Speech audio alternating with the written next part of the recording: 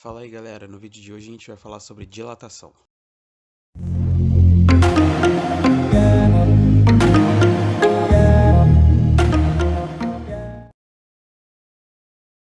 Como a gente viu anteriormente na nossa aula de termometria, a temperatura é uma medida de agitação da molécula. Então, assim, quando a gente aumenta a temperatura de um corpo, a agitação das moléculas vai aumentar e com isso elas vão começar a se afastar, fazendo com que o corpo ocupe um espaço maior. E esse é o princípio básico da dilatação de corpos. Então a gente pode dizer que a dilatação térmica é um fenômeno que um corpo apresenta ao variar suas dimensões geométricas, quando a sua temperatura se modifica. Então ele aumenta de tamanho se a gente aumentar a temperatura e ele encolhe se a gente diminuir a temperatura. E dependendo da quantidade de dimensões que ele varia, ele pode ser classificado como linear, superficial ou volumétrica. A dilatação linear, apenas uma dimensão varia. A dilatação superficial, duas dimensões variam. E na volumétrica, três dimensões variam. A rigor, toda dilatação tem caráter volumétrico, ou seja, os corpos sempre variam nas três dimensões. Só que tem alguns casos em que a variação de uma dessas dimensões ela é tão maior do que a outra, ou do que outras, que essas que variam menos elas se tornam desprezíveis comparadas a essa que varia mais. Então isso pode acabar caracterizando uma dilatação linear ou uma dilatação superficial só. Entre também o oposto, a dilatação térmica, que é quando a gente vê que a gente está diminuindo a temperatura, a gente chama de contração térmica. Na dilatação linear, a gente pode achar a variação do comprimento, que é a diferença entre o comprimento final e o comprimento inicial. E ele é dado pelo produto entre o comprimento inicial, o alfa, que é o coeficiente de dilatação linear, e o ΔT, que é a variação de temperatura. O coeficiente de dilatação linear é um valor constante e ele depende do material de que o objeto é feito. Então, ele é um dado que a questão tem que dar para você. E ele costuma ter grandeza por volta de 10 a menos 5, 10 a menos 6, certo? A gente também pode achar somente o comprimento final, e ele é dado pelo produto do comprimento inicial vezes 1 mais alfa ΔT. Na dilatação superficial, a gente tem a variação do comprimento de duas dimensões. Então, a gente também tem a variação da área. Então, se a gente for calcular a variação da área, que é a diferença entre a área final e a inicial, a gente tem que ΔA é igual a área inicial vezes beta, que é o coeficiente de dilatação superficial, vezes a variação da temperatura. E a gente pode achar também unicamente a área final. Ela é dada pelo produto da área inicial vezes 1 mais beta ΔT.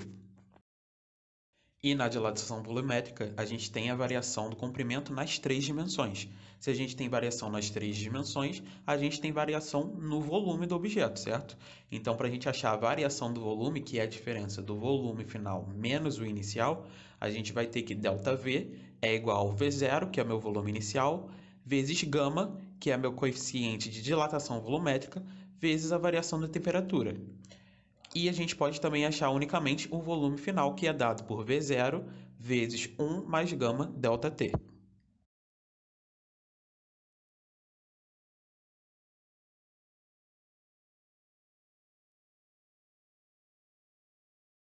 Para um mesmo material, a gente tem uma relação entre os coeficientes linear, superficial e volumétrico dele.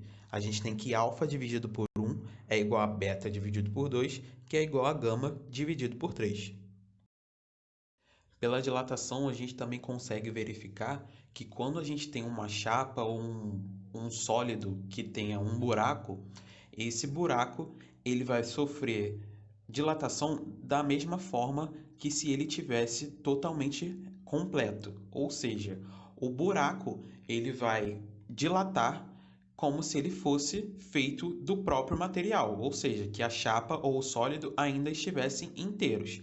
Então, se a gente aplicar a dilatação volumétrica em uma chapa com um furo, esse furo aumenta de tamanho como se fosse feito do material da chapa.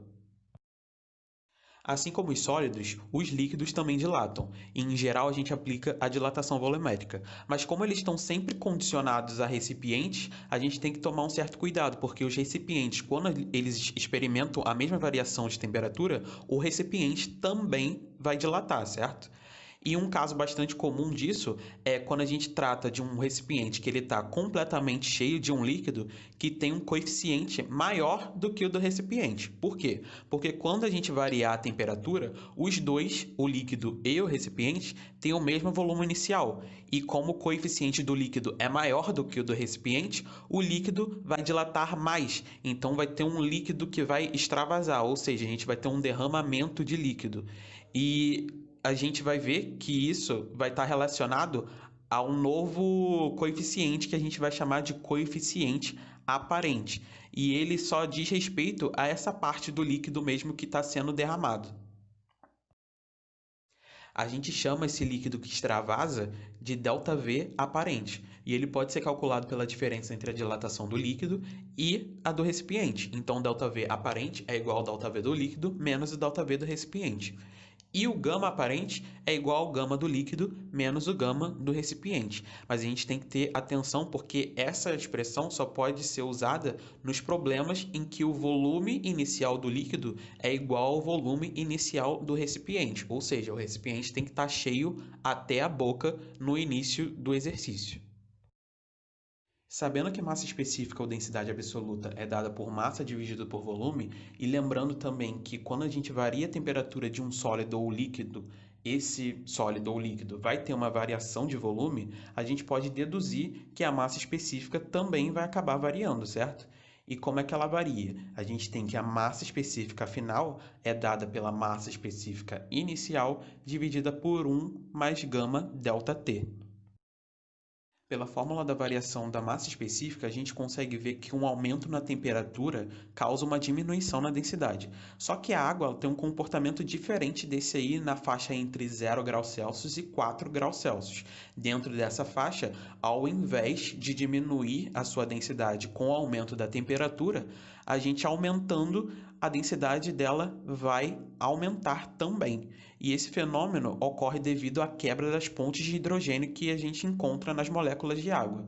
E esse tipo de dilatação explica por que um lago congela só na superfície e logo abaixo o lago continua líquido.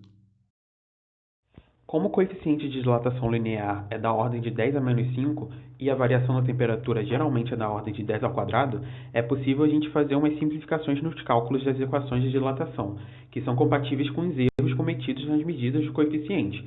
Então, se a gente tiver 1 mais alfa delta t vezes 1 mais alfa delta t, isso vai ser igual a 1 mais 2 vezes alfa delta t. Se a gente tiver 1 mais alfa delta t elevado a n, isso é igual a 1 mais n alfa delta t. E se a gente tiver 1 mais alfa delta t dividido por 1 mais alfa linha delta linha, isso é igual a 1 mais alfa delta t menos alfa linha delta t linha, certo? A dilatação dos corpos pode levar a gente a certos erros de medidas que, se a gente não tomar um certo nível de atenção, acabam passando despercebidos. Um exemplo disso é a gente querer medir a variação do comprimento de uma barra de ferro usando uma régua de madeira. Então, dentro do mesmo ambiente e fazendo a mesma variação de temperatura, né, tanto para a régua quanto para a barra, o 1 centímetro que eu calculo a 25 graus Celsius na régua é diferente do 1 centímetro que eu vou calcular quando eu variar para, sei lá, 40 graus Celsius. Então, a régua também está variando junto com a barra. Então, a nossa medida final ela está errada aí por causa dessa variação também da régua. A gente pode fazer o quê? A gente pode calcular o erro relativo. Ele é dado pelo valor errado da régua dilatada menos o valor certo da régua na temperatura em que ela foi calibrada, dividido pelo valor certo. Então, galera, por hoje é só. Mais uma vez, muito obrigado pela atenção. E tendo qualquer tipo de dúvida, sugestão ou crítica, você pode deixar um comentário aí no vídeo, ou indo lá no Instagram, no meu @ que é _VGLN, ou no do projeto, que é Projeto Vitrine Acadêmica, certo? Então, mais uma vez aí, muito obrigado e até o próximo vídeo. Valeu!